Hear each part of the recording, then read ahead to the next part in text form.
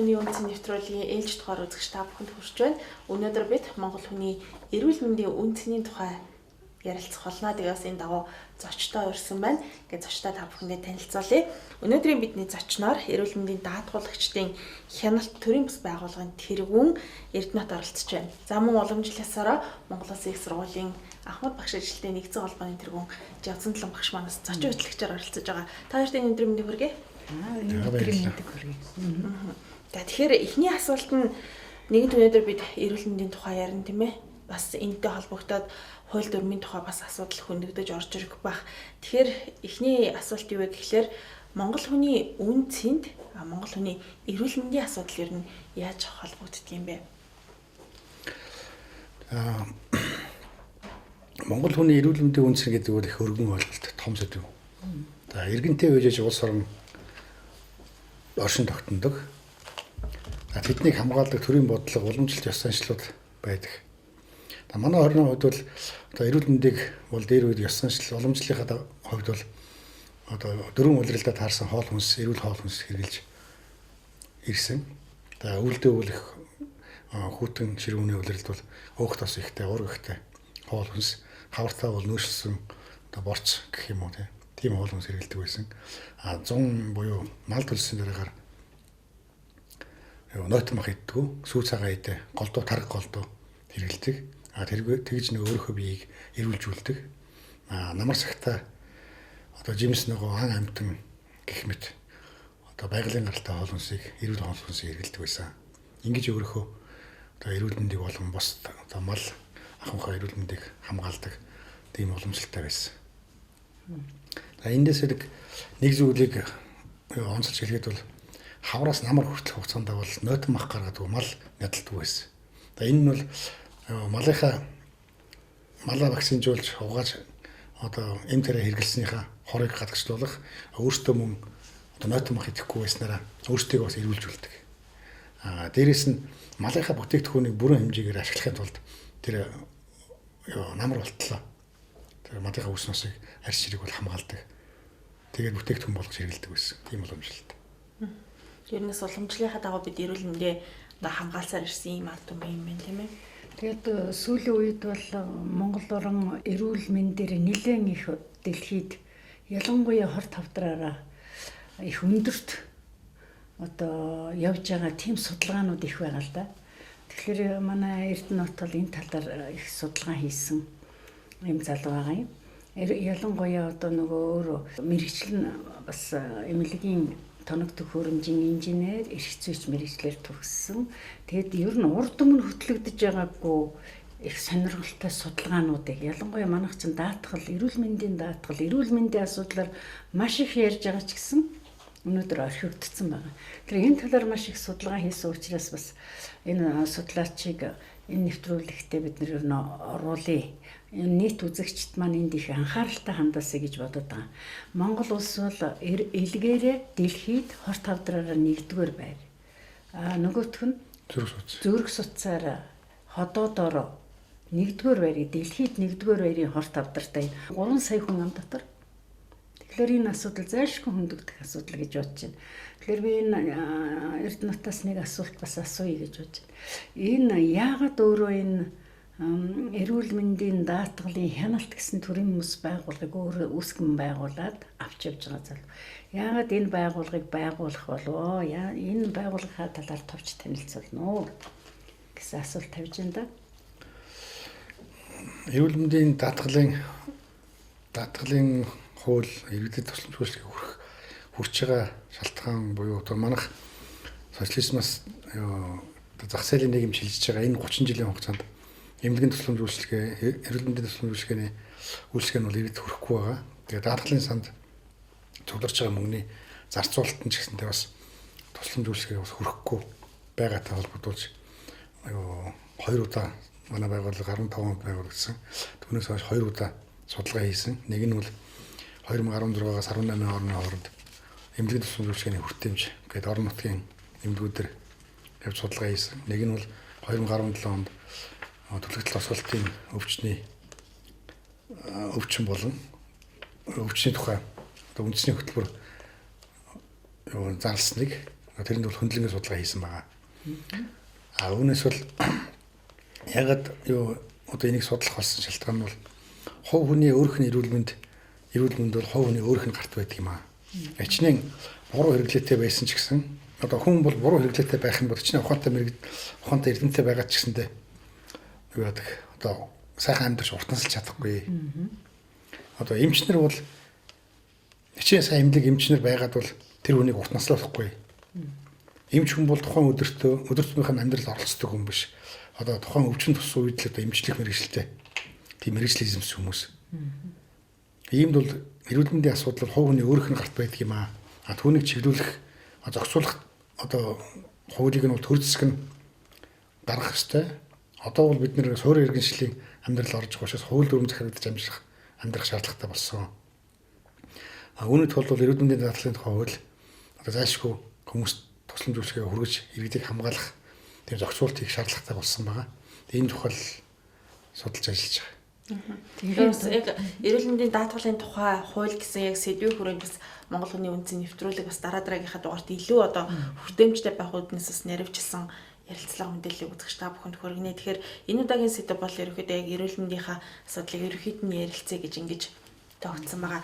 Тэгэхээр эрүүл мэндийн асуудал гэдэг ингээ ярихаар бол яг манай улсын хувьд бол үнэхээр тулгамдсан асуудал. За хуулийн хүрээнд ч тогтолцоон ч гэсэн яг иргэдийн амьдрал бүр нийцэж чаддгүй тийм ээ. Одоо яг иргэдийн амьдрал тулгамдж байгаа яг ингээл гараад үзэхэд нэн тэргуунд иргэдийн ярьж байгаа асуудал бол 3 дугаар шатлалын эмнэлгийн ачаалал маш их байна гэдэг зүйлийг ярьж байгаа тийм ээ. Тэгэхээр яагаад энэ 3 дугаар шатлалын одоо нэгсэндээ нарийн мэрэгжлийн гэсэн үг шүү дээ тийм ээ. Энэ шатлалын эмнэлгүүдийн ачаалал ингэж их нэмэгдээд байгаагийн гол шалтгааныг ер нь төрөмс байгууллагын хувьд ер нь судалж үзөө та бүхэн бас юу гэж харж байна? Орон нутгаар эмнэлгийн тусламж үйлчилгээний хүртээмж судалгаа хийж хахад бол 2 дугаар шатлалын эмнэлгүүд буюу орон нутгийн эмнэлэг дүүргийн нэгдсэн эмнэлгүүд бол үнэндээ эрүүл мэндийн тухай хуулинд хязгаарлагдсан байт юм байна. Тусламж үйлчилгээ. Тэгээд хүмүүс тоног төхөөрөмжтэй эмнэлгийн тусламж үйлчилгээгээ төвлөрсөн газар руу бүгдээрийн одоо явах шаардлагатай болдог. Энэ нь бол эрүүл мэндийн тухай хуулиар 3 дугаар шатлалын эмнэлгүүд тусламж үйлчилгээ үзүүлдэг болсон. Энийг энэ дээр бас дээрээс нь бас нэг юм хэлэхэд эрүүл байцаан шийдэх хуулийн 2017 онд батлагдсан хуулиар эмч эмнэлгийн ажилчдад бол хариуцлагыг өндөржүүлж өгсөн. Тэгэхээр нөгөө эмчнэр маань нэгэн тоног төхөөрөмж байхгүй бага зэрэгсэлгүй хүмүүс Улаанбаатар хот буюу төвлөрсөн газар руугаа явж тусламж үйлчилгээ аав гээд ангачныхаа тусламж үйлчилгээ үзүүлэл Улаанбаатар руу явуулдаг. Энэ нь бол иргэдэд нэг тусламж үйлчилгээ хүрэхгүй ширэгдэлтэй байх нөхцөлийг үүсгэсэн. Энээсээ болж одоо иргэд бол эдийн засгийн эрсдэлд ордог, ядуурлал хүрдэг тийм нөхцөл нь бас шалтгаан байна. Ер нь одоо ингээд төсөөс за одоо жишээлбэл за 3 дугаар шатлалын эмнэлэг улсын эмнэлгүүд за хөдөө нутгийн эмнэлгүүдэд одоо төсөв хуваарлал идэж шүү дээ одоо. Тэгэхээр одоо яг таны ярьж байгаагаас ингэж харах юм бол ерөөхдөө за хөдөө нутгийн эмнэлгүүдийн хүчин чадал за тоног төхөөрөмжийн асуудал одоо хүрэлцээ хангалтгүйгээс олж ерөөхдөө 3 дугаар шатлалын эмнэлгийн ачаалал нэмэгдэж байгаа гэж ингэж ойлгож болох юм уу? Эрүүл мэндийн тухай хуулинд хуучин социализмын үеийнхаа хуулийг бол ер нь үргэлжлүүлээд явж байгаа. Шатлалаар ингээд англиар заасан өрхийн эмнэлгүүд буюу ангачны эмнэлгүүд, 2 дугаар шатлалын эмнэлгүүд буюу орон нутгийн эмнэлгүүд, 3 дугаар шатлалын эмнэлгүүд, нарийн мэргэжлийн эмнэлгүүд гэдэг ингээд хуваацсан байдал нь өөрөө эрүүл мэндийн тусламж үйлчилгээг тэгш хүргэх тийм хүртээмжтэй байлгах боломжгүй болгоцсон байна. Энэ хуулийг бол хамгийн түрүүнд засах хэрэгтэй. 2 дугаарт нь одоо гадаад оронд бол жижигхэн эмнэлэгч байсан, том эмнэлэгч байсан бүгд нэг CT MRI томограф гэдэг юм уу бүх онцлогооных аппаратууд бүгдээр хангалттайгаар байж байгаа. Тэгжээж шинжилгээгээ тэр эмнэлэгтээ үзүүлээд тэр хүмүүс нь одоо бүрэн эмнэлгийн тусламж үйлчилгээг авах уу, цаашаа одоо өндөр зэрэглэлийн эмнэлэг рүү явах уу гэдгийг шийддэг. Тэгэхэд манай хөдөө орон нутагт бол тийм тоног төхөөрөмжинч байхгүй, эмч мэргэжлэнч бэлтгэдэггүй байгаа учраас өөрсдийнхөө хариуцлагыг зүгтээгээд одоо хариуцлагаас мултрахын тулд гэж хэлэхлээр бас муухай болох байх. Гэхдээ ер нь бол тиймэрхүү байдлууд байгаа. Тийм учраас хүмүүс одоо эрүүл мэндийн тусламж үйлчилгээ авах гээд 3 дугаар шатлалын эмнэлгүүд Улаанбаатар хотын эмнэлгүүд дээр ирээд 3 дугаар шатлалын эмнэлгүүд нь өрхийн эмнэлгийн ажлыг хийгээд байгаа. Тэгэхээр янз бүр байна л да. Тэгээ нэгт бол сайн яг точны маань хэлдгэр бол үнэхээр эмчнэр хариуцлагаас зугатааж байна тийм ээ. Үнэхээр тэнд одоо нөгөө өмчийг тодорхой онцлох тоног төхөөрөмжөнд байхгүй. За байлаа ч гэсэн одоо тухайн мэрэгчлэлтний одоо юу гэдгийг эзэмшсэн мэрэгжлийн хувьд хараахан яг тэр төвшөнд онцлох хэмжээний биш байхад хүн бүхэн л хариуцлагаас зугатаана тийм. Тэгэхээр нэг ийм юм яг эндээс сонирхогдож байна л да. Бас орон нутагт тэр төсөв маань одоо хангалттай хүрдэг юм уу? Тэр тоног төхөөрөмжийн авахар мөнгийг өнөөдөр одоо энэ төсвөөс одоо яг тавьж чадж байгаа юм болов? Орон нутаг руу тэр одоо энэ янз бүрийн тоног төхөөрөмж байхгүй жигд хуваарлах хэрэгтэй гэж би бодоод байна шүү дээ, тийм ээ. Одоо тэр шинжилгээний багаж хэрэгслийг авахд хэдэн төгрөг гарах вэ гэдэг чи одоо улс татвараар цугларсан мөнгөн дээр хуваарлт хийж байгаа шүү дээ.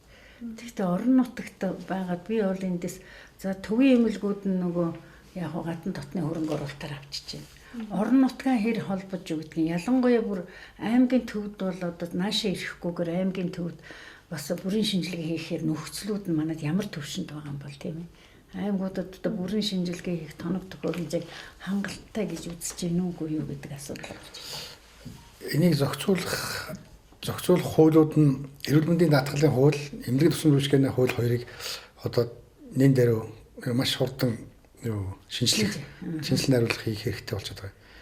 Эрүүл мэндийн тухай хууль ч гэсэндээ өөрөө цогцоор системээр буруу байгаа учраас бүгд тэгш хүртээмжтэй хүртэх боломжгүй. Уг нь бол батлан хамгаалах салбар, эрүүл мэндийн салбар хоёр бол тендерийн худалдаа авалт гэдэг юм хийх уг нь бол ямар ч үндэсгүй юм байна. Үүнийг зохицуулдаг газар нь бол эрүүл мэндийн даатгалын газар буюу эмнэлгүүдтэй иргэдийн хүмүүс одоо эрхийг нь хамгаалж гэрээ хийж байгаа одоо байгууллага маань тэр байгууллагууд дээр үн терапиг нь хөдөө орон нутгч байсан, хувийн эмнэлэгч байсан, улсын эмнэлэгч байсан үн терапиг нь тогтоогоод тэрнийхээ дагуу нөгөө эрүүл мэндийн байгууллага тусламж үзүүлж байгаа байгууллага нь тоног төхөөрөмжийн компаниуд буюу эмийн компаниудаас шууд худалдаа авалт хийх хэрэгтэй. Тийм энэ маань хараат бус гэсэн үг тийм. Төрөөс хараат бус. Заавал төсвөөс санхүүжилт хүлээгээд мөнгө байхгүй гэдэг төсөв дуусгах гэж байгаа юм уу? Дуусгах гэж гэсэн байдлаар үйлчлэг үзүүлж болохгүй. Яг тийм байна. Аль ч эмнэлэг дээр үлдэгдэл үлдэж болохгүй шүү дээ. Тэгэхээр тендерээр худалдаж авч байгаа бараа бүтээгдэхүүнүүд л худалдаж авдаг. Эмчнэр нөгөө энэ бүтээгдэхүүнээр би хийхгүй ч гэдэг юм уу? Иймэрхүү жишээ байдаг. Үлдэгдэлтэй байдаг. Сайн бүтээгдэхүүн хийх гэхээр авиргалах шалтгаан гардаг учраас үн өндөр болчдөг. Сайн бүтээгдэхүүн өгөх боломж байхгүй. Эмчлэгч эмчнэр нь тэр бүтээгдэхүүн худалдаж авсан бүтээгдэхүүнэр ч гэсэндээ эмнэлэг тусламж үйлчлэгээ үзүүлэх тийм боломж байхгүй учраас хаана тийм эрсдлүүд үүсдэг. Тэгэхээр энийг бол зохицуулах ёстой газар нь бол яг системийнхээ дагуу зохицуулах ёстой газар нь бол эрүүл мэндийн даатгалын ерөнхий газар. Бүх газруудад дээр адилхан тэгш үнэлгээнүүдийг гаргаад тэгээд хөдөө орон нутгч байсан, улсын эмнэлэг, хувийн эмнэлэг байсан бүгдээрээ нийлж тэгш үйлчлдэг нөхцөлийг бүрдүүлж өгөх юм бол худалдаа авалтыг нь тэр компаниудаас хийж чинь. Зардлыг нь эрүүл мэндийн даатгалын газраас гаргах чинь. Тэгэхээр нөгөө хүн бол өөрөө очиод эмчилгээ үйлчилгээл авах хэрэгтэй. Тэгэхээр заавал хөдөө орон нутгийн хүн Улаанбаатарт ирэх илүү зардал гаргах шаардлагагүй болж байгаа. Уг нь бол тийм байх ёстой байна. Эргээл нөгөө хуулийн зохицуулалтаас бол иргэд за цаг хугацаа мөнгө санхүү ингээд дээрэс нь эрүүл мэндээр явах хөрчиж байна тийм ээ. Одоо ингээд хөдөө орон нутгаас наашаа ирнэ тэгэхээр манай дийлбэртэл зам тээврийн асуудал хэрүүлээ цаг хугацаа маш их ордог. Ялангуяа хүнд өвчтөй хүн бол бараг замдаа осолдгол тийм л хүнд байдалд байгаад байгаа шүү дээ одоо тийм ээ. Тэгэхээр би бол ингэж бодож энэ даатгалын систем бол хоёр янз байдаг л да. Нэг нь одоо хувийн компаниудаар яадаг, нөгөөх нь бол яг төрөөс хараат байж болохоор тийм заавал даатгал ч нөгөө төрийн оролцоотой явдаг даатгалууд шүү дээ. Миний бодлоор бол энэ эрүүл мэндийн даатгал гэдэг энэ нэр томьёо бол ерөөсө хараат бус бэж иж хэвтэй удирдлагатай гэж босон гэдэг чинь нөгөө хатуу захиргааталтай тийм ээ. Тэгэхээр даатгалын тэр үнэхээр системийг сая ярьдаг шиг одоо нэг төр хянах гэж ч юм уу ингээд авах юм бол буруу тогтолцоотой болчиход байгаа юм биш үү гэдэг ойлголт гарч ирж байна л да эндээс тийм ээ. Гарцаагүй буруу болцсон байна. Тэг эрүүл мэндийн даатгалын хууль маань өөрөө яг зарчмынхаа дагуу батлагдаагүй. Албан журмын даатгал гэдэг нь болохоор иргэдийн мөнгийг хөрөнгөлүүлээд төрөөс зохицуулалт хийгээд эмнэлгийн тусламж үйлчилгээг худалдаж авах үйлчилгээг худалдаж авахтай бол худалдаж авах гэдэг нь бол хоёрдугаар асуудал. Тэр иргэдийн хөрөнгөлүүлсэн мөнгийг иргэдэд урьдчилан сэргийлэх буюу эрсдэлд орохоос өмнө бага зардлаар эрт илрүүлээд онцлоод эмчилгээний баг зардал гарах энэ ажлуудыг одоо эрүүл мэндийн даатгалын албан журмын даатгал хийх хэрэгтэй байхгүй. Сайн дурын даатгал гэж ярьдаг нь болохоор хувийн даатгалын компаниуд тэр хүнд нэгэнд өвчин тусцсан байх юм бол тэр эрсдлийг нь хуваалцахын тулд хувийн даатгалын компаниуд зэрэг ажиллаж байгаа шүү дээ. Ингэж хоёр даатгал хоёулаа яваад нэг нь албан журмын даатгалаараа эрт илрүүлээд баг зардлаар гараад эмчилгээг нь онцлоод гаргахад нөгөөх нь нэгэнд үүссэн өвчнийг эрсдлийг нь хуваалцах сайн дурын даатгал гэж хоёулаа зэрэг явж байгаа шүү дээ. Тэгэхээр манайх одоогийн ерөнхийдөө даатгалын хуулийн дээр бол зүгээр эрсдлийг хуваалцсан л гэж оролцсон баг. Ерөнхий нэр том явуул. Тий. Тэгэхээр нөгөө урьдчилан сэргийлэх гэдэг юм уу, эрт онцлох, одоо баг зардал гаргах гэдэг юм маань байхгүй болчихдог. Тэгээд эрсдлийг хуваалцах хэрэгжүүлж байгаа одоо хууль хэрэгжүүлж байгаа нь болохоор эмнэлгүүдийг яаж санхүүжүүлэх вэ гэдэг хуурилтаа хийж байгаа байхгүй. Нэг нь болохоор эмнэлгүүдэд хуурилтаа хийх, нөгөөх нь болохоор эмийн сангуудыг санхүүжүүлэх ийм юм байна.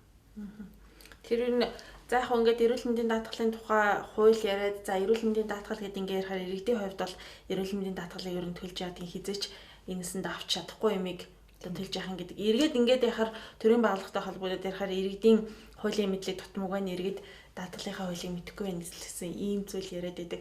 Тэгэхээр бас өнөөдөр нэгэнт эрүүл мэндийн асуудал яригдаж хөндөгдөж байгаа юм чи бас нэг зүйлийг ярихгүй орхиж болохгүй л дээ. Юу гэхээр за одоо иргэн хүн улсын эмнэлэгт хандаад эрүүл мэндийн одоо даатгалаараа шинжилгээ өгөөд ингээд ирэхээр за эмчнээ үзээд за тэр лаборатори тэр газар одоо шинжилгээ өгөөд ирээ энэ хоёрыг харьцуулсан дүнг харж иж би танд эмчилгээ хийнэ гэд нөгөө газар нь очихоор хувийн эмнэлэг одоо ингэж төлбөртэй үйлчилгээ авдаг. Тэгэхээр энэ маань ер нь бас хуулиараа яаж зохицуулагдаж явдгийг энэ маань эргээд бас нөгөө нэг эмчнэрийн ёсны асуудал энэ дээр хөндөгдөж гарч ирдэг. Нэгдүгээр эмнэлгийн санхүүжилт бол эрүүл мэндийн даатгалын сангасаа тэр ерөнхий шинжилгээ өгч байгаа төлбөрт нь бол 30,000 төгрөгийг өгч байгаа. Тэгэнгүүт нөгөө эмч маань өөрөө хариуцлагаас бас харьцуулахгүй болохгүй. Нөгөө ерөнхий шинжилгээг дахиж лавлахгүй болохгүй. Тэр бол яхахгүй эмч хүнийх нь зөвлөлтөө. Тэгээд тэрийг харин өөрийнхөө эмнэлэгтээ хийх гэхээр багц тоног төхөөрөмж байхгүй бол заавал нэг сайн тоног төхөөрөмжтэй газар буюу хувийн эмнэлэг рүү явуулах шаардлага гардаг. Энэ нь бол сайж талтай мөрсөлттэй. Эмчнэрийг нэг талаасаа хариуцлагаас сутааж яана гэж үзэж болох ч гэсэн нөгөө талаасаа болохоор улсын эмнэлгүүд байгаа тоног төхөөрөмжүүд нь хүртээмжгүй эсвэл оруулж нь байхгүй. Оруулж нь тусчдаг ч юм уу. Иймэрхүү байдлуудаасаа болоод эмчнэр олон лабораториуд руу шинжилгээ өгөх гээд явуулдаг. Тэрний үр дүн нь болохоор хоёр талтай. Нэг нь хариуцлага хэрэгдэнэ. Нөгөөх нь болохоор нөгөө хувийн лабораториудаас тодорхой хэмжээний ашиг авдаг ч юм уу гэдэг. Бизнес үйл ажиллагаатай холбоотой ч юм уу тийм ээ. Тийм юм авдаггүй магадгүй л дээ. Яг тэр бол зүгээр хувь хүний хардлагатай байхгүй. Тэгэхээр ер нь эрүүл мэндийн даатгалын тухай хууль гэдэг бол өөрөө асар нарийн зохицуулалттай байх хэрэгтэй хууль юм байна шүү дээ тий. Нэг бүрчлэн нөгөө иргэдийн амьдралд хөрсөн дээр буусан гэж хэлэх ийм л хууль байх хэрэгтэй байна гэж ойлгогдож байна. Холимог тэр тогтолцоог даатгалын холимог тогтолцоог зэрэг барьж явах гэдэг маш зөв байхгүй юу? Тийм ээ. Ер нь тэгээд манайхан бол урьдчилан сэргийлэх ажиллагаагаа маш сайн хийж өгнө. Уулаасаа хүнийг ядууруулахгүй эцтэй тийм ээ. Эрүүл урьдчилан сэргийлэх ажиллагаан дээр нь мөнгө бараг өгөх ёстой байна гэсэн даатгалынхаа хуулиар. Тэрийг одоо өөрөө эрүүл байхтаа зориулаад эмнэлгүүд нь дандаа урьдчилан сэргийлэхдээ бас үнэхээр бас хүн бүр адилгүй юм чи өвднөл дөө. Янз бүрийн өвчин тусна. Тэр өвчтэй байгаа улсуудаа илүү одоо мөнгөний эрсдэлд орсон үед нь туслах харилцаа гэсэн хоёр янзын юм байгаад байна да. Тэгэхээр бид нар аль болохоор бага өвдөлтөхийн тулд юу хийхийг бол урьдчилан сэргийлэх ажиллагаа л гэж үздэг шүү дээ тийм ээ. Тэрэн дээр нь илүү мөнгө байх хэрэгтэй байна гэсэн ойлголт байж болох уу? Мөнгөөр бас шийдэгдэхгүй хуулиар зохицуулагдах асуудлууд бол уг нь голлох хэрэгтэй байна л да. Яагаад гэвэл эрүүл мэндийн даатгалынхаа тухай хуулийн дээр энэ эрүүл мэндийн даатгал гэж хувь хүмүүсийн шимтгэлийг төвлөрүүлээд тэгээд тусламж үйлчилгээг өгөх. Тэр тусламж үйлчилгээнүүд нь тодорхой байх хэрэгтэй.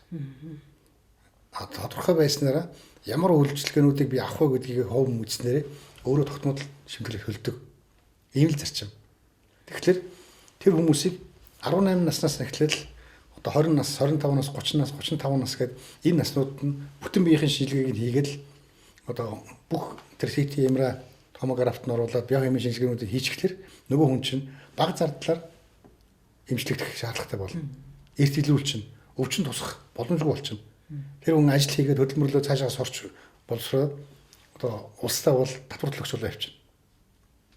Тэгэхээр энэ хуулийг нь тодорхой юугаар хуулиар нь ингэж хуульчиж өгөөд зааж өгөх юм бол нэгдүгээр эрүүл мэндэд гарч байгаа зардал нь эрүүл мэндийн ажилчдад цалин хөлс буюу яг өөрсдийнх нь хийснээрээ үнэлэх одоо бодит тийм орлого болж болох юм.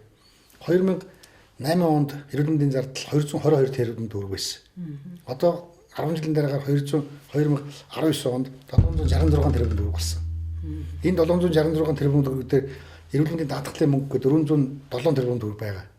Энийхээ 244 тэрбумыг нь эмнэлгүүдэд зарцуулдаг. 148 тэрбумыг нь эмийн сан буюу нэг аж ахуйн нэгжүүдэд өгдөг. Эмийн хөнгөлт нэрээр. Тэгэхээр энэ сангийн мөнгийг зарцуулж байгаа зарцуултууд нь өөрөө буруу тийш яваад буруу зарцуулт хийгээд байгаа. Зөв зохицуултанд биш. Хууль нь өөрөө эмнэлгийн тусламж үйлчилгээнд дээр эрсдлийг нь хуваалцна гэж заасан. Өөр залт байхгүй болохоор чинь тэр хуулиар дагаж ажиллаж байгаа. Зөвхөн тийм заалтал бай. Энэ эмийн сан гэснээс эмийн сангуудад чинь одоо ихэнх нь одоо хувих байдаг шүү дээ. Ус нь ингээд нөгөө эмээ зарж ашиг олдог. Тэгэхээр эн чинь заавал ер нь хяналтанд байх нь зөв биз дээ. Эмийг одоо ер нь ингээд ховд гаргах ямар үр дүнтэй энэ талаар судалгаа хийсэн үү? Эм бол бүгдээрээ ховд шилжээд манайх Монгол улс жилдээ 500 тэрбум төгрөгийн эм одоо идж байгаа гэх юм уу, ууж байгаа гэх юм уу хэрэгжилж байгаа. Тэрний 3 эмний нэг нь хуурамч юм байдаг. Хил гайлаар одоо хяналтгүй орж ирдэг. Манай улс ардчилсан хувьсгал гэдэг юм уу, ардчлалын замаар 30 жил болсон болох хугацаанд 1 сая хүнээ зүгээр л үр зулбуулах эмэнд одоо алдсан. Тэгэхээр эмийн зөвхөн хэрэглэлтэй зохистой хэрэглээ гэж үгээр нь байх боломжгүй. Эмийг бол заавал төрөх хяналтанд авч ажиллах хэрэгтэй.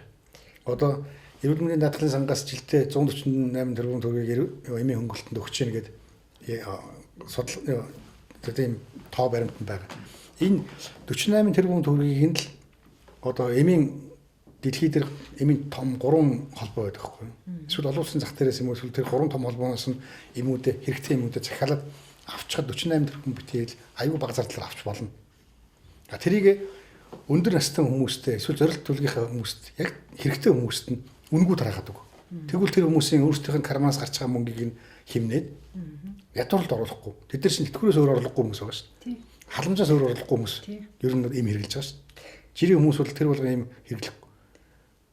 Халдварт өвчин тусах гэдэг юм өвлөн үйлрэлд бол одоо ханаад томоо тусдаг тэр үйлрэлд бол хүүхдэд маш их хэмжээний им хэрэгэлдэг. Шууд аптекаас ороод эцэгчүүд ингээд дураар хэлдэг. Энээсээ болоод эмийн зохисгүй хэрэглээ гэдэг нөгөө антибиотик таслуулдаг. Тэгээ идэхгүй болдог. Маш их хэмжээний үнэтэй юмуд хэрэгэлдэг. Тэгээд ер нь гаж нөлөөнүүд бол эмийн гаж нөлөө бол маш их. Амжираад хор тавдарч болж ич мэдэрч химийн тийм ээ. Энэ эмийн сангууд за эмийн одоо хэрэглээ хяналтгүй явж ирсний горыг бол иргэдэл эрүүл мэндээр амсаж байна шүү дээ тийм ээ.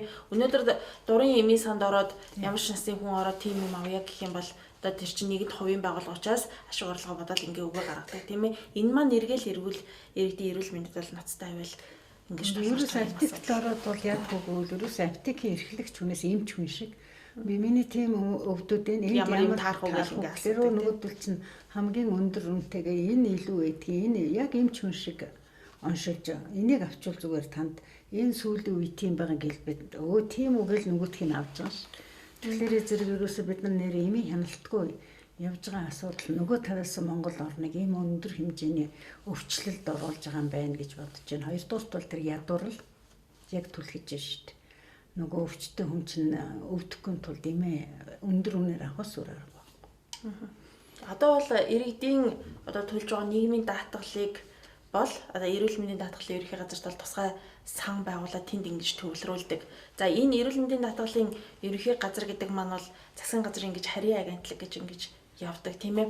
Тэгэхээр ер нь энэ эрүүл мэндийг хариуцсан энэ байгууллага улсын харьяанд байх ёстой мүү? Эсвэл бие даасан нэг тийм статустай байгууллага байх ёстой юу? Улсын одоо мэдлэлт байснаар энэ гарах сөрөг үр дагавар гэвэл бас олон л байдаг бах тийм ээ. Мэдээжээр хууль тогтоомжоос ахуулаад хин нэгний эрх ашигын асуудлаас ингэж хөндөгддөг гэд бид нар олон жил ярьж байна.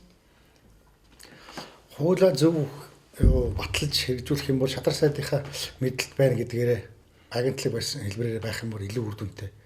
Одоо бол эрүүл мэндийн даатгалын хуулийн дээр одоо үндсийн зөвлөлгээд нэг зөвлөлттэй. Тэгээ жил болгон улсын их хурл тайлгна гэж байгаа. Тэгэхээр ч одоо бие даасан хэлбэртэй байгаа юм шиг харагдаад байгаа байхгүй. Тэгэнгүүт үндсийн зөвлөлийн гишүүн одоо дэд дарга тэргүүн өдрийг нь болохоор эрүүл мэндийн сайд засгийн газрын гишүүн томилж чөлөөлнө гэдэг. Тэгээд тэр үндсийн зөвлөлийн гишүүдийг нь болохоор улсын их хурл батлна. 5 жилээр сунгана. Тэгэхээр хоёр толгойтой хоёр удирдлагатай болчиход байгаа байхгүй. Тэгээ үндсийн зөвлөлд юу ордог вэ гэхээр тэр дотор нэг жижигхэн агентлаг дотор бүхэл бүтэн засгийн газар бүрдчихэж байгаа байхгүй. Сангийн яам, эрүүл мэндийн яам, нийгмийн хамгааллын яам, төсвийн хариуцсан хүмүүс байна. Тэгэнгүүтээ дахиад дээрэс нь ажилтгуулагчдын холбоо гэдэг одоо үйлдвэрчинч гэдэг юм уу, одоо ажилтгуулагчдын холбоо гэдэг юм уу, нэг төрлийн бус байгууллагад орчих. Тэгээд дахиад 3 болохоор иргэдийн эрх ашиг хамгаалж байгаа гэдэг 3 төлөөлөгч орчих. Тэгэхээр эдгээр бол тэр байгууллагын үйл ажиллагааг бол зүгээр нэг батлах, цаанаасаа өгсөн даалгаврыг хэрэгжүүлэх, мэдээлэл гадагш нь нөгөө дарга нартаа уламжлах үр гүйцэтгэж байгаа болохоор биш. Яг тэр байгууллагыг бодлогын төлөвлөөд шийдвэр гаргаж чадахгүй. Сардаа юм 2 сардаа нэг удаа хуралддаг хүмүүс ямар бодлогоор яаж явах уу гэдгийг гаргахгүй. Тэгээд жижигхэн засгийн газар хэлбэртэйгээр мэдээллийг гадагш нь дамжуулдаг тэр байгууллагын сангийн мөнгийг өрхөд төлөвлөлт болж ажиллаж байдаг хүмүүс. Тэгэхээр яаж бол шадар сайдынхаа мэдлэл угнасан газрынхаа хуулийн дээр шадар сайдынхаа мэдлэл байна гэдгээрээ агентлаг хэлбэрээр бие даасан байгаад эрүүл мэндийн яамд сангийн мөнгөнд зарцуулагдахгүйгээр бие даасан хэлбэрээр ажиллах хэрэгтэй. Тэгжээ чинь хувь хүмүүсийн мөнгийг эрүүл мэндийн яам урдуур нь ороод зарцуулж болохгүй шүү дээ. Шимтгэл чинь эрүүл мэндийн даатгал чинь даатгалаар орж иж байгаа мөнгөний авчиж яах гэсэн үг шүү дээ. Нийгмийн эрүүл мэндийн даатгалын газар нь тийм ээ. Үндсийн зөвлөлийн хурлаар өгнө тэр үйл ажиллагаа батлаад хэрэгжүүлж байгаа. Тэгэхдээ үндсийн зөвлөл гэдэг маань бол зүгээр тэр улсын их хурл гэдэг юм уу бусад олон байгууллагуудын төлөөлөл болж орж ирээд мэдээлэл цаашаа тэр дарга нарын үйл ажиллагааг л чиглүүлдэг, мэдээллийг өгдөг, зохицуулдаг, тэднэрт үйлчлдэг л хүмүүс байгаа байхгүй. Тэр хүмүүс бол яг их мэдлэл байхгүй. Тэр 2 сард нэг удаа ирж хуралдахад за тийм шийдвэр гаргаж тэгээ шимгүй ийм салаар болоораа тэгээд бол. За төсвийг ингэж хуваарлаа. Тим ажил хөнөөлөлтөд ингэж юу яана. Зардал гаргана. Сангийн яамаас нь төсвийг гаргаад өгч тэрийг их хурлан батлна. Тэгээд үндсийн зөвлөлийнх нь ажиллах одоо үйл ажиллагааныхын чиглэлийг нь удирдамжийг нь улсын их хурлын байнгын хороо баталж өгнө. Тэгэхээр чи бие даасан байгууллага биш. Улсын их хурлын дэгдэх одоо агентлаг гэж байдаг бол тийм болчих гээд байгаа. Уг нь бол тэр одоо хууль ахиулах, хууль батлах ёстой хүмүүс маань тэгж доошоо ороод тэр сан монгууд тэр өөрсдөө тэгж биелүүлэгч оролцуулж явах. Тийм байдлаараас болохгүй л дээ. Тэгэхээр өнөөдрийн Монгол хүний үн цэн нэвтрүүлэг бол за Монгол хүний эрүүл мэндийн үн цэн юу нэг ямар хөө хэмжээнд байгаа бэ, ямар байх ёстой бэ гэсэн асуудлыг хүрээндээс зочинтойгоо санал бодлоо солилцож байгаа. Тэгэхээр иргэдийн хувьд бол за дийлэнх иргэдийн за 90% гэд хэлчихэд бараг буруудахгүй бах. Эрүүл мэндийн даатгалын тухай хууль гэж за даатгалын тухай хууль гэж бол сонссон. Гэвчиг үнэндээ даатгалын хуулийн дотор яг юу гэж заасан байдгийг тэр тухайн хүний хувь хүний эрүүл мэндийг хамгаалахад одоо ямар заалтууд байдгийг гэдгийг бол үнэндээ мэдэх хүн тун ховор тийм ээ. За уншаад ч одоо тэрийг тэр бүрчлэн задлаад ойлгох хэмжээний биш ингэж заагдсан. Ерөнхий одоо хууль юмшаа санагддаг л та. Тэгэхээр ер нь энэ эрүүл мэндийн даатгалын тухай хууль ер нь яг ямар байх ёстой юм? Одоо байгааг нь бид яаж зохицуулах? Энийг ер нь олон улсын хэмжээнд ер нь яаж зохицуулсан байд юм бэ? Одоо бид нар чинь ер нь бол олон улсаас их туршлага судлах дуртай хүмүүс шүү дээ, тийм ээ. 15 онд, 14 он, 15 онд бол одоо улсын их хурлаас маш олон хүмүүс гадагшаага улсын төсвийн мөнгөөр явж туршлага судалж байгаа эрүүл мэндийн даатгалын хуулийг 15 онд баталсан. За энэ тэр төсвийн мөнгө зарсан үрсэн хууль баталгах судалгаа хийсэн бол биднэрт одоо асуудал биш. Гэхдээ баталсан хуулинд маань бол юу байгаа? Эрүүл мэндийн даатгалын даатгуулагчийн эрх үүрэг гэдэг 7 дугаар зүйл дээр байдаг. Энэ 7 дугаар зүйл дээр байдаг хууль маань бол яг даатгуулагчдад бол ямар ч хүртэх одоо хүртээмж авах тийм боломж байхгүй. За энэс би нэг жишээг нь авъя. Одоо энэ жишээ нь бол даатгуулагчид бол эмнэлгийн төсвийн үйлчлэгээ авахдаа одоо нэг өрхөөгөө гишүүнээс 2 сая төгрөг хүртэлх эмнэлгийн төсвөмжийг шилжүүлж болно гэж заасан байдаг байхгүй. Тэрийг хүмүүс одоо хуулиа мэдхгүй ч авч чадахгүй байна. Авах хэрэгтэй гэдэг ярьдаг. Тэгээ тэрийг аюул сурчилдаг. Би тэрийг нь одоо жишээг нь гаргаад яриад өгчий. Яагаад болохгүйгээ хэрэгжихгүй юм бэ гэдэг. Энэ өвдснийхээ дараа биш өвдөхөөсөө өмнө бид нөгөө урдчлан сэргийлэх одоо эмнэлгийн тусламж үйлчлэгийг маш сайн авч явах хэрэгтэй юм байна. Тэгээд одоо яг байгууллагууд дээр бол жилд нэг удаа ажилчдаа төрийн байгууллагуудаас оруулаад байгаа л да. Тэн дээрээс өвчин ямар өвчин тусч ирж яах вэ гэдгийг мэдээд байгаа байхгүй. Тэгэхээр бүх байгууллагууд маань ер нь тиймэрхүүгээр мөнгөнд тавиад өгчихгүй байгууллага төр хэдэн ажилтнаг үзүүлэх вэ. Тийм бол бас өөрийнхөө өвчин жилд нэг удаа хүн чинь онцлог байна. За энэ эрүүл мэндийн даатгалын тухай хуулиндаа ингээд зааснаар бол 7-гийн 1-ийн 8-д заасан юм уншиж бий.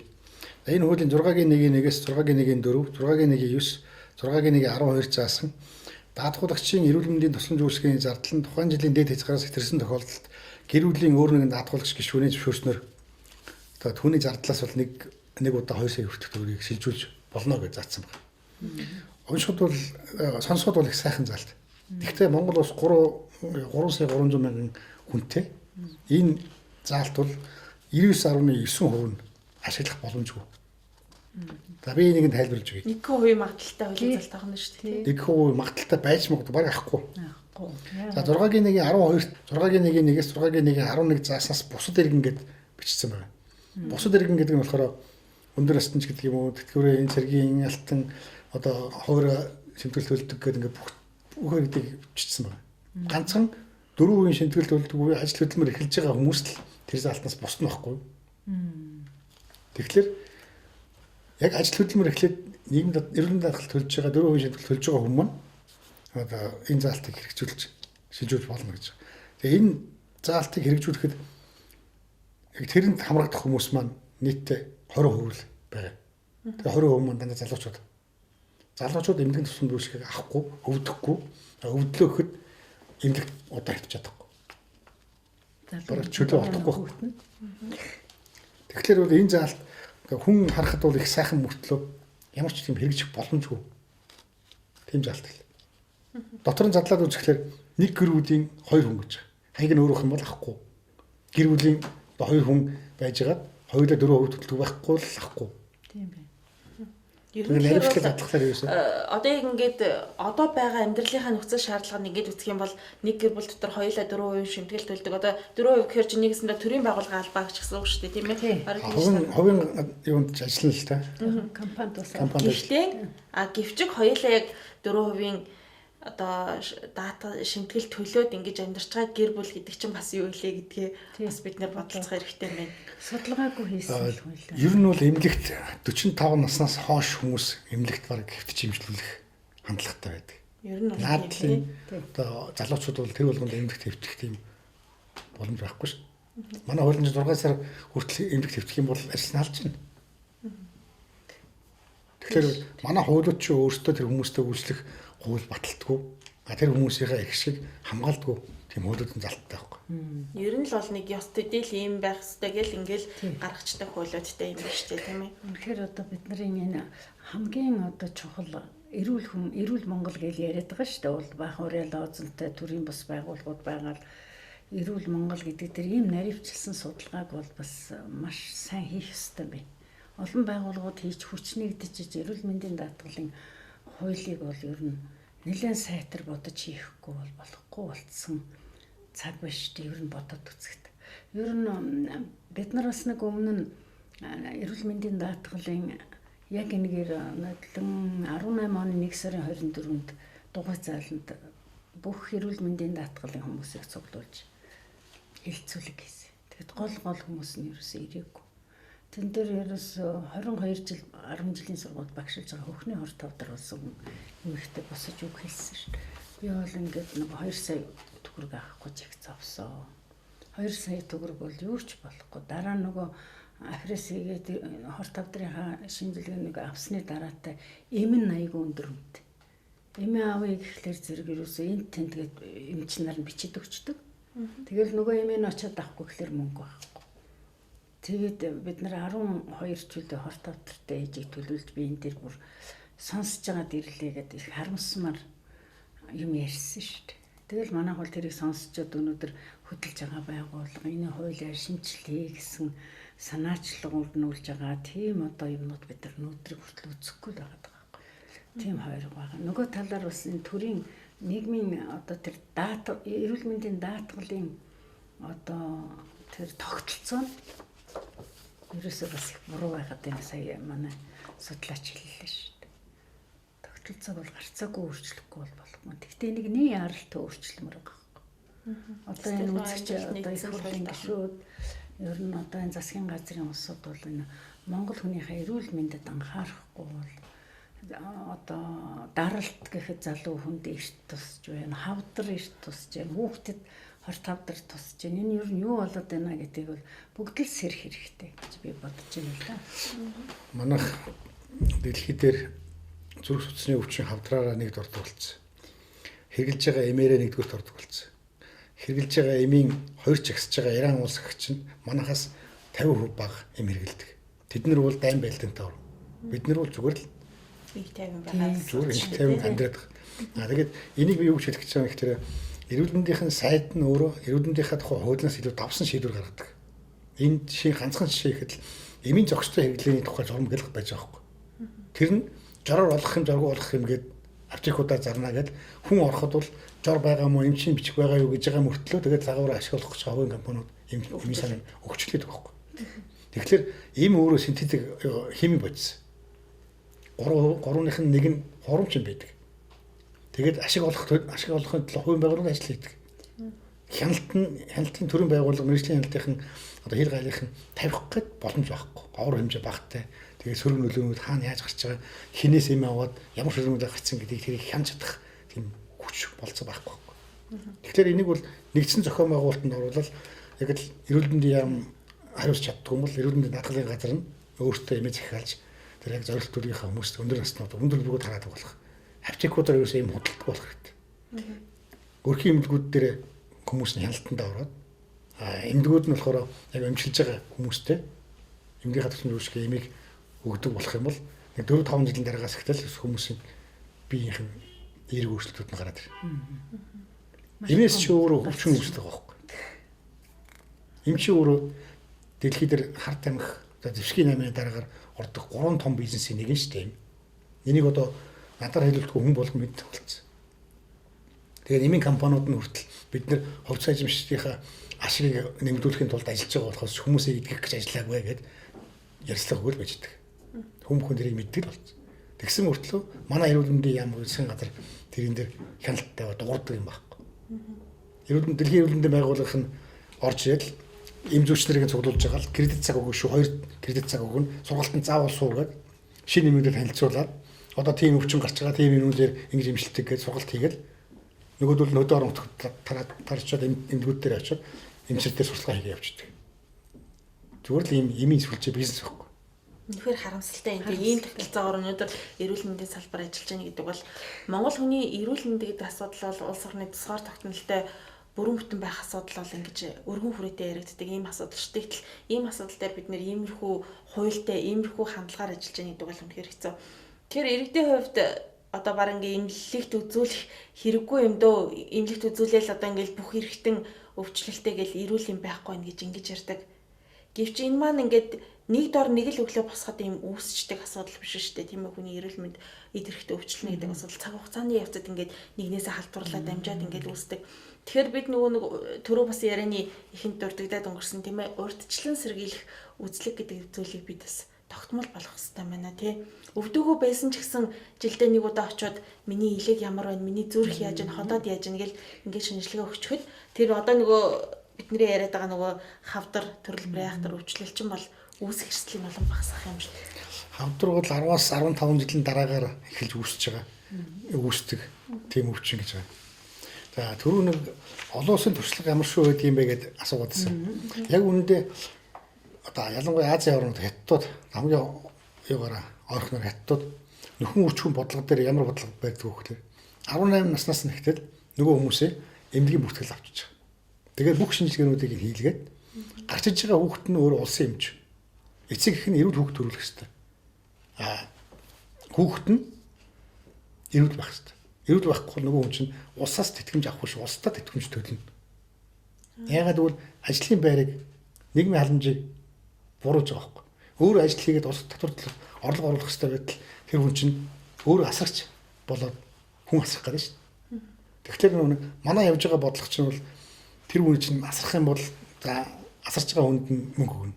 Өвчтөе хүнд нь мөнгө өгнө. Тэгээ нэг төлөөний өөрсний мөнгө 150 мянга шиг ийм яриад. Тэгээ тэр хүмүүсийг л халамжийн байдалд оруулаад байж байгаа нь тэрийг гад унтрааж байгаа л асуудлыг унтраад байж байгаа байхгүй. Уг нь бол эрүүл мэндийг урьдчилан сэргээд гэдэг чинь бол 0-18 насныхаа төр үйлчлэгээ үзүүлдэг вакцин янз бүрийн үйлчлэгээнүүд үзүүлдэг. Тэгэхээр тэрний хажуугаар нөгөө нэг сургуулийн эмч, цэцэрлэгийн эмч, дүүргийн одоо эрүүл мэндийн байгууллага хариуцсан хүмүүс нь тэргээд байж байгаа хүмүүс чинь эрүүл мэндийн урьдчилан сэргийлэх үйл ажиллагаануудаа хяналтуудаа тавиад ажиллаж явах хэрэгтэй байхгүй. Тэднэр дээр бол эмчнэр ерөөсөө сургууль цэцэрлэг дээр эмчнэр байх шаардлагагүй шүү дээ. Нийгмийн эрүүл мэндийн ажилтан буюу тэр нийгмийн эрүүл мэндийн чиглэлээр сургууль төгссөн тустай хүмүүс байдаг. Тэр хүмүүс нь яавал урьдчилан сэргийлэх үү, яавал зөв хэрэглээтэй байх уу, яавал хоол хүнс хийж зөв сунгах уу гэдэг юмыг хүүхдүүд хөвчтэй болгодог. Дор хаяж чиний химийн хэрэглээтэй аяг тавгуугадаг зүйл чинь химийн хэрэглээтэй байдаг шүү. Бэйлийн хүмүүс. Тэгээ бэйлийн хүмүүсгүй ч гэсэнтэй наадахаа багаар угаагаарэ. Тэгэхгүй бол чи хоол хүнстэй хийгээд хотоодны ч ороод хотоодны хавдруу үсгээд байна. Шүдээ угаахтаа чи амны хөндийг чинь шүдний ооч нь бас химийн бодис шүү. Наадах бага хэрэглээд амныхаа хөндийг л сүрдэх хэрэгтэй болохоос наадах чинь өнгө оруулж галзуулдаг тийм цайруулдаг юм бишээ. Эмчилгээний зорилттой бишээ. Гэт хүнийх нь хэрэглээнийг нь зөв зааж өгчих хэрэгтэй байхгүй. Чиний наад хоёр ингээд байгаа хятадас орж иж байгаа хувцас чинь өөрөө химийн бодистой бодогтой байна шүү. Наад бодогтой юм аа. Айлхаар битгий өмсөө. Чамд арьсны хавдар тусан шүү. Болохгүй. Гэт ингээд хэлж яах урьдчилан сэргийлэх хэрэгтэй юм чинь тэр нөгөө сургууль цэцэрлэгт байж байгаа дүүрэгд байж байгаа хүмүүс чинь ажиллах хэрэгтэй байхгүй. Тэгжээч чинь тэр хүмүүс өөрөө яа. Тэрээс биш юу хийж байгааг мэддэхгүй очихлоор нэг баахан хүн зуртал гаргаал тэгэл яах чагаа мэддэхгүй би тийм байна гэж мэрэгчлэн байна гэж ууцах гэхлээр санаад. Сүүлэн сайдаа гарцсан өдөр жаад шүү дээ. За ерөнхийдөө их л хүнд байна шүү гэж хэлмээр бидний хувьд бол тэгж хармаар байна тийм. Яринаас бол энэ мундаг анхаарах судалгаа гэж бодож байна. Тэгээ би бас нэг юм тодруулж асуумаар байна. Энэ тусламж үйлчилгээ гэдэг юм дотор жишээлх юм бол танай байгууллагын эрүүл мэндийн тусламж үйлчилгээ дээр юу санаачилж хийж байна вэ? Одоо бас нэг эмнэлэг орон нутгуудад ингээд бас босгох санаачлагад нүүлж яваа сонсгосон. Энэ талаараа нэг товчхон бас мэдээлэл хэлж болох уу? Орон нутгийн эмнэлгүүдийн хуулиндаа бол үндсэн хуулиндч тэр эрдэмтэн хуулиндч тэр эмнэлгийн төслийн үйлчлэгийг тэгш хүртээмжтэй аюулгүй чанартай гэдэг ингээд аюу гой гой залтууд нь бүгдээр байдаг байхгүй. Тэгээ төр засгийнхаа бодлогонд ч гэсэндээ эрүүл мэндийг онцгой анхааралтай ивэлдэ авнаа гэж заасан байдаг. Тэгээ тэрийг яаж хэрэгжүүлэх вэ гэхлээр тэр хөдөө орон нутгад тэнд амьдарч байгаа хүмүүсийг Улаанбаатар руу явуулаад орон байхгүй болонгууд нь газар нутгийг зарах гэдэг ингээд төвлөрд үүсгэж явах хэрэггүй. Тэнд нь эмнэлгийнх нь өрх төрлийг бариад онцлогоог нь хийдэг тэр том хөрөнгөжлийг авчих. 100 тэрбум төгрөгөөр эрүүл мэндийн даатган сангаас эмийн хөнгөлөлтөөр 100 тэрбум төгрөг нэг жилдээ хөнгөлөе гэж бодъё. Тэгэх юм бол тэр мөнгө чинь өрх төрлийг нь бариад 3 давхар том өрх төрлөө бариад дээрэс нь онцлогооныхон дээр CT ямраа ангиг гэдэг аппаратыг нь аваад лабораторид болгоод өгчих тийм хангалттай хэмжээний мөнгө. Бид нар Булган аймгийн нэгдсэн эмнэлэг дээр одоо орчин үеийн хаалганы вакуум өрөөгөр 3 давхар өрх төрлийн барилгыг өөрсдийнхөө санаачлалын судалгаан дээр үнэлж хийх гэж байгаа. Иргэдээс бол хандив тусламж дэмжлэг авна.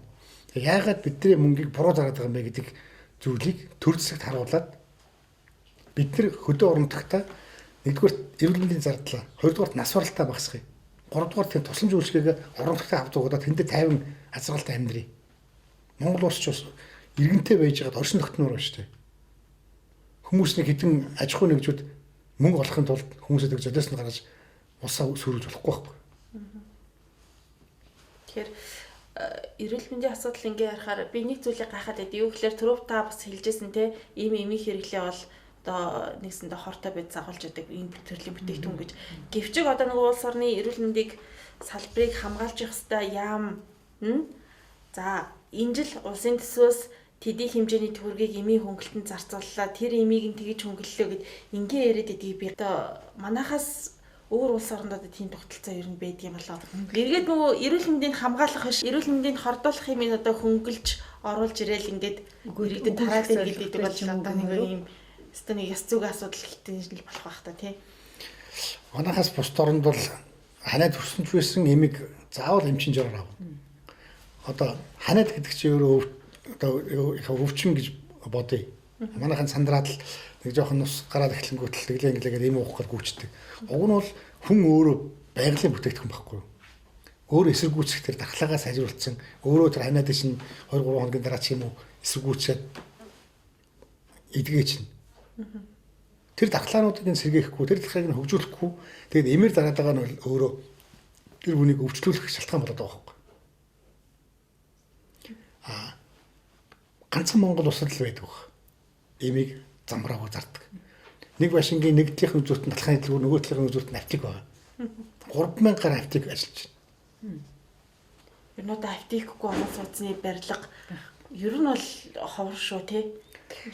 Одоо бараг бүгдэнд нь л байдаг болоод гэж хаад. Бизнес биш гэж хэлэх гээд байгаа юм үүсгэх нэг юм хаана мөнгө олох арга байна. Тэрэн дээр хүмүүс нэг дагж явдаг шүү дээ. Тэгэхээр тэр колонкууд, дэлгүүрүүд, тэгээ аптикууд. Энэ гурав л багш. Манайд өөр үйлдвэрлэл байхгүй. Хөгжиж байгаа юм байхгүй. Хамгийн хашиг болж байгаа юм чинь эмийн сангууд шүү дээ. Эмийн бөөний төвүүд шүү дээ. Тэг яагаад ийм их томороо гарч ял тэгэл их ашигтай ажиллаад байгаа. Энд чинь нөгөө эргээд л Монгол хүний эрүүл мэндэд бол ноцтой асуудал учирсан байна л гэдгийг эдгээр харуулад байна шүү дээ. Энэ олж ирж байгаа байгууллагууд. Тэгэхээр бас нэвтрүүлэг маань өндөрлөх тунд өгсөн байна. Тэгэхээр бас нэвтрүүлгийн төгсгөлд та хоёр манаас энэ удаагийнхаа дугаарыг ерөөхдөө баттгаад бас санал дүгнэлтээ хэлэх байх гэж бодож байна. За миний хувьд бол энэ талаар маш сайн судлаад одоо энэ тоо баримттай хийж байгаа судлаачийг оруулсандаа бас их баяртай байна. Яагаад гэвэл энэ судалгаан дээр үнэлсэлж хууль өөрчлөгдөх ёстой. Тэгээд хуулиа сайжруулсны эцэст Монгол хүний эрүүл байх орчин бүрдэх ёстой. Өнөөдөр хууль нь бол гарцаагүй олон хуулиуд байна. Нийгмийн даатгалын, эрүүл мэндийн даатгалын гэл хуулиуд байгаад байгаа ш. Гэтэл өнөөдөр энэ маань бол ерөөсөө бидний орхигдоод ерөөсөө энэ талаар бол бид бол ерөөсөө бүтэц тогтолцоогийн хувьч гэсэн өнөөдөр эргэж харахаар зайлшгүй шаардлага гарч ирж байна. Энэ бол нэн даруй хийх тулмагсан асуудлын нэг гэж би бодож байна. Тийм учраас одоо энэ Монгол хүнийхээ эрүүл мэндийг бодож байгаа бол энэ тэр эрүүл мэндийн даатгалын шимтгэлээр ядаж урьдчилан сэргийлэх арга хэмжээнүүд дээр нь илүү их анхаараач. Хоёрдугаар тас тэр тусламж үйлчилгээдэд хөдөө орон нутг руу их чиглээч. Ингээ санаа гаргаж байгаа, санаачилж байгаа тэр байгууллагуудаа бас дэмжиж өгөөсэй гэж би бодож байна. Ягаад гэвэл одоо эдний байгууллага Хэтэр Булган аймагт өргөтгөл барих гэл яваад байдаг. Тэрийг хурдан дэмжиж өгөх юм бол Булганаас наашаа хүн одоо аварт орлол гэн янз бүрийн өвчнөд наашаа ирж энд одоо 3 дугаар шатанд ирээл ойчрлаад байхгүй тий. Сарын дараа ормор гэсэн ойшир байгаа шүү дээ манай эмнэлэгт. Тэгэл бас хувийн эмнэлэгт мөнгөө бараад байхгүй. Зардлын мөнгө өсөксүүлээ сэтгэл зүйн тэр аймагта сайхан эмч нар олон байдаг. Тэнд нь ингээд одоо тусламж үйлчилгээг нь үзүүлээд ер нь эмнэлэг бол юу бол төрийн хяналтанд байх нь зөв гэдэг юм. Эмийн сан. Одоо яг нөгөө эрсдэлд орсон хүмүүс бол төрийн хяналтандаа байх нь зөв. Тэрнээс өмнө бол урьдчилан сэргийлэх ажиллагаанууд их сайн хэрэгтэй байна. Манайхан болохоор өвдөл эрүүл эмнэлэг барихыг бодоод байна. Эмнэлэг барихтай гол биш. Эрүүл байлгахад нь төрөөс их анхаарах чухал юм байна. Эмнэлгүүдийг олон дахин барих энэ цөөхөн ард түмэнд хэцүү үсттэй тийм ээ. Би нэг гадаадын иргэний сонирхсан тийм сонин юм сонсч ирсэн. Чухам юу гэвэл гадаадд халдвартын эмнэлэг гэж байдгүй гэж. Тэр халдварт өвчин тусгадгүй байх юм шүү дээ. Манайх бол хөөх ямар ийм цөөхөн хүн амтай мөртлөө ямар том халдвартын эмнэлэгтэй юм бэ гэд. Тэгэхээр бид нар бол одоо эрүүл мэндэд анхаардаггүй орон халдварт өвчний эмнэлгээр бариалаад байгаа. улам томсгоно гэж бариад. Тэгээ бид нар ч тэрэндээ дасцсан. Сайхан том эмнэлэгтэй болох нь л гэдэг. Гэтэл тэр халдварт өвчин гэдгийг гаргахгүй байх асуудал бол төрийн том бодлогын асуудал гэж үзэж байна л да. Тийм учраас одоо энэ асуудал дээр их анхааралтай хандаасай гэж бас бодож байна. Үзэгч түмэнч гэсэн энэ асуудалд бас дуу хоолойгоо нэгтгэж явах хэрэгтэй гэж л бодоод байна да. Халдвартын эмнэлэг гэснээс халдвартын эмнэлэг дээр нэг юм бас нэмээд ярьчих. Халдварт гэдэг юун дээр яхад урьдчилан сэргийлэх үйл ажиллагаанууд бол ихэвчлэн цусаар буюу ургаар өвчнүүд дамждаг. Одоо манай Эрдэнэдийн сайд хүртэл ингээд төрөлхийн тэмбүү одоо жилдээ 50 төрөлттэй байна гэж яриад байгаа байхгүй. Одоо сүрийн өвчин халдаад байна гэж яриад байгаа байхгүй. Тэгээ сүрийн өвчнийг одоо авах арга хэмжээ үндэсний хөтөлбөр болгож хэрэгжүүлээ гэдэг. Тэгээ заавал нэг төсвөөс мөнгө авахгүй л юм яриад байдаг. Уг нь бол тэр сүрийн өвчин гэдэг чинь л Монгол улсын хуулиас давсан бүгд нь сүрийн өвчтний эрх үүрэг гэдэг Азийн хөгжлийн банк Эрдэнэдийн яам хоёр ингээд хийцэн бүр хууль шиг юм хүртэл гаргацсан байж байгаа байхгүй. Нэг өвчин дээр нэг хууль гаргацсан байгаа байхгүй. Өвчтний эрх үүрэг. Тэрийг оюутнууд тараагаад байгаа байхгүй. Тэр би яг яаж урьдчилан сэргийлэх гэж яаж явах гэдэг үйл ажиллагаа явуулах гэдэг нь ойлгохгүй. Монгол улсад хууль байдаг. Хуулийнхаа дагуу үйл ажиллагаа явуулах хэрэгтэй. Тэгэхээр бүхэл бүтэн зүгээр нэг өвчин дээр хүртэл өвчтний тухай хууль гаргацсан. Сүрийн өвчин туссан хүн ийм эрхтэй байна, ийм үүрэгтэй байна гэдэг гаргацсан оюутнууд таргаа яваад байдаг. Энэнгээрээ би юу хэлэх гээд нэхтэй урьдчилан сэргийлээд нөхөн үрч хүн буюу 18, 20, 25 гэдэг нэг энэ асуудал дээр бүх хүмүүсээ шинжилгээг хамруулдаг. Монгол улс чинь нэг жилдээ бол нэг 40 мянган хүүхэд, 40-50 мянган хүүхэд төрдөг яадаг байхгүй. Тэр хүүхдүүдийг 18 настайд нь 20 настайд нь шинжилгээнүүдийг хийгээд эмчилчих юм бол тэр төрөлтөгч байхгүй болчих шүү дээ. Тэр Эрдэнэдийн зардлаас төсвөөс нэмж мөнгө үндэсний хөтөлбөр болгож одоо мөнгө идэх шаардлага байхгүй байхгүй. Тэгээ зөв зохицуулалт хийхгүйгээр тэгээд энэ халдварт өвчин гэдэг юмуд чинь өөрөө заавал төсвөөс мөнгө авах шаардлагагүй байдаг юм аа. Гадаад орнд эмнэлэг байдгүй маа гэдэг юмыг энэ Эрдэнэдийн даатгалын хуулиар зөв зохицуулах хэрэгтэй байхгүй. Хүмүүсээ эрүүл болгох нь даатгалын хуулиар зохицуулах болохоос биш төсвийн мөнгөөр зохицуулдаг юм аа. Төсвийн мөнгийг авчих юм бол одоо та нарыг үнэлбэргүй эмчилнэ, үнэлбэргүй орчин үйлчлэгээ үзүүлнэ гэдэг байгаа. Төсвөөс мөнгө санхүүжилтийг нэмрүүлэх хэрэггүй. Тэргүүд 700 одоо хэдэн тэрбум төгрөг байгаа мөртлөө нөгөөдхийгөө баахан өргөтгөл бариад баахан туулах чадвар машин, туулах чадвар сайтай машин гэдэл эмнэлгүүд өгөөд байгаа торон төхөөрөмж хөдөө өгөхгүй байгаа шүү. Зохицуулалт нь өөрөө бодлогоор буруу яваад байгаа байхгүй. Тэгэхээр халдвартын эмнэлгийг өргөх гэх юм уу, хавдрын эмнэлгийг нэмэгдүүлэх гэхээсээ илүү тэр эрдэнэдийн даатгалын хуулийг зөв болгоод хувь хүмүүсээс зардал гаргахгүй тэр даатгалын хоригдлын сангийнх нь мөнгийг зөв зарцуулдаг болчих юм бол тэр хүмүүс өөрсдөө аяндаа өвчин тусахгүй болчихно. Эмнэлгийн тогтолцоо, эмнэлгийн тогтолцооны үйлчлэгээр хүртэл зөв зохион байгуулалтанд орно. Сайн дурын даатгал буюу хувийн даатгалын компаниуд өөрсдөө сайн ажиллаад ирэх юм бол нөгөө эмнэлгүүд чинь санхүүжлэх эхэлнэ. Эрдэнэдийн даатгалын, албан журмын даатгалынхаа шимтгүүдээр хүртэл мөнгүүд нь орно. Санхүүжилт бол эмнэлгийн тусламж үйлчлэгээр олон талаас гараад ирнэ. Би энийг хамгийн сүүлд дүүс хэлэх гэж байгаа юм гэхээр эмнэлгүүд дээр орж байгаа мөнгийг биш үү? Төрийн сан гэдэг юм эсвэл төр дээр хяналтгүй ордог. Ямар үйлчлэг яваад хэдэн төгрөгийн юм аваад хаана яаж талин гаргадаг юм байхгүй. Маш олон төрлийн данснууд байдаг. Тэр шинжилгээ их юм бол тэн төрлийн дансанд энэ юм дансанд эмчнэрт нь дор хаяж нөгөө үзлэхийн мөнгө 15% нь өгөх гээд ингэхэд нөгөөх нь 3 удирдалтаа өгөх мөнгө нь олддгоо. Хил ам хийж өгдөг. Яг үүндээ нөгөө иргэд нь болохоор та нар зүгээр үзлэхийн мөнгө гээд 10-20 мянган төгрөг аваад идэг 30 мянган төгрөг аваад идэг үстэй. Та нар уусаа баяж чинь гэдэг яг цэвэр ажлыг хийж байгаа нөхдүүд нь бол мөнгө төгрөг авч чадахгүй л тэг зээлийн хооронд яваад шүү.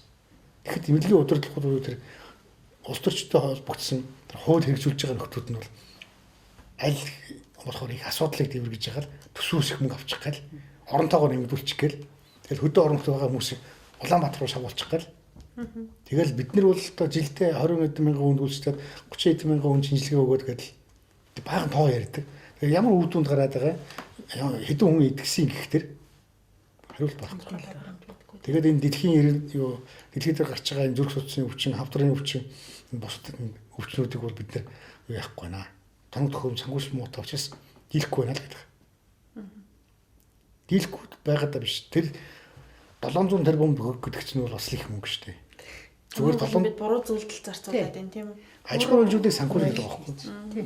Эргэж засгийн газар нь төрлөөгөө эргэж мөнгө санхүүжилтээ аваад эмийн компаниуд буюу засгийн газар нь аж ахуйн хөрөнгөжүүдийг санхүүжүүлдэг.